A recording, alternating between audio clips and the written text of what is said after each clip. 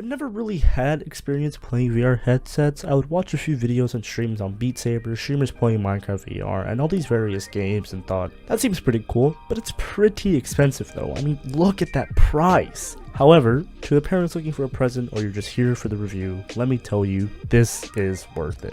I decided to buy myself a VR headset about 2 months ago to be able to play these games like Beat Saber, Super Hot, Echo VR, just to see what it was like and to also cure my boredom during this whole pandemic. I noticed that Oculus came out with their second gen Quest. Originally I was going to buy a Rift from them, but realized that's just too expensive and soon found the Quest 2. I've had this Quest for about 2 months now, and it actually is pretty good. I really like the way it's designed. It's allowed to be taken anywhere around the world where there is enough space to play, and it's lag free. You don't even need a computer to play games on here. I actually made the right choice to get the Quest and not the Rift, since I later found out that if I were to get the Rift, my computer would not have that much power to run these games like Beat Saber, Echo VR, Super Hot, and more.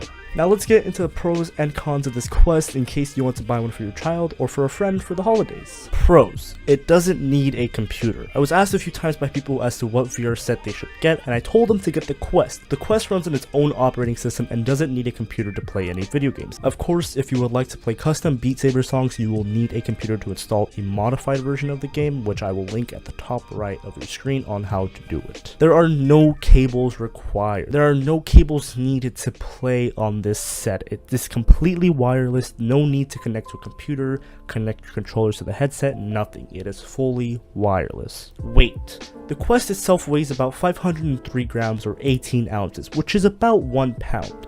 It is super compact and portable to take anywhere you want. Personally, I like to take this anywhere from my room to my living room just to play games with more space around me.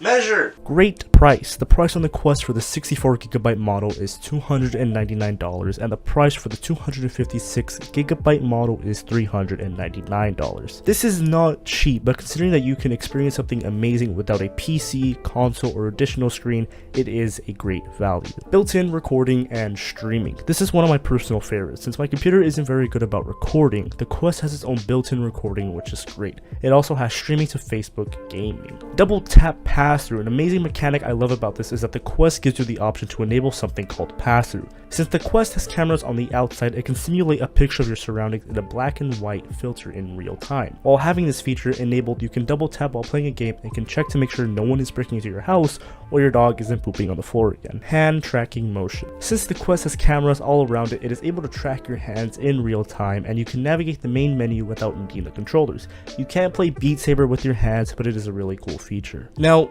the last pro I have about this is it is a great way to escape from the stress of reality. You know, every day you maybe come home from work, you come home from school, you finish online school, online work, and you just get that feeling like you're stressed. What you can do is hop on that VR set and just forget completely about reality. I tend to do this a lot whenever I play Beat Saber, maybe VR chat. I just completely forget about the world around me and just focus on the game and focus that, wow, I'm having such a great time. So the feeling of relieving stress while playing on the Quest 2 is very nice. Now, some of the cons of this, there's quite a few, so we'll get into them. It has a short battery life. The battery life lasts anywhere from 2 to 3 hours depending on the game you play. However, if you're a content creator that wants to record video/stream to Facebook gaming or cast to Oculus Quest, the battery life significantly decreases and usually lasts around 1 hour on non-stop recording, streaming, or casting. Streaming and recording. Although I see this as a plus, the recording and streaming resolution isn't the best. If you haven't seen my Beat Saber videos over on my second channel, subscribe if you want to see more, the resolution is about 1024 by 1024, but some of you may recognize it as an Instagram or Facebook resolution, a square. In addition, I stated previously that you can stream to Facebook gaming. That is the only thing you can stream to on the Quest. You cannot stream to anything else. It only streams to Facebook Live with the same resolution, although it does record your microphone. Requires Facebook sign-in. When setting up the Quest, you are required to create a Facebook account. I'm not really fond of Facebook. I do have an account to check in with my family, but that's it. So when I was required to sign in using Facebook, a red flag set off like, oh, there goes all my data.